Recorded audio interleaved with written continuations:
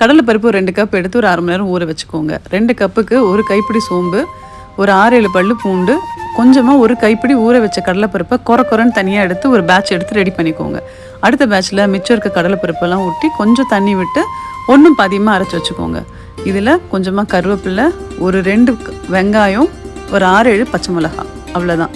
கொஞ்சமாக உப்பு போட்டு நல்லா அழுத்தி பிசைஞ்சுக்கோங்க. மசால் வடைக்கான மாவு ரெடி. வடையை ஸ்ட்ரெயிட்டாக போடாமல் இந்த மாதிரி தோசை கரண்டியில் வச்சு போட்டு பாருங்கள், ஈஸியாக வரும். அதே மாதிரி தடவை பொரிச்சிட்டு செகண்ட் டைம் மறுபடியும் வடையை பொரிச்சிங்கன்னா நல்ல கரன்னு செம்ம கிறிஸ்பியான வடை கிடைக்குங்க. இப்போ வடை ரெடி. அடுத்து பாயசம். கொஞ்சமாக நெய் விட்டு முந்திரி பருப்பு வறுத்துக்கோங்க. அதுலேயே சேமியாவை போட்டு நல்லா பொரிய விட்டுருங்க. 1 டம்ளர் தண்ணி விட்டு ஒரு 5 நிமிஷம் கொதிக்க விட்டிங்கன்னா சூப்பராக வெந்து போயிடும்.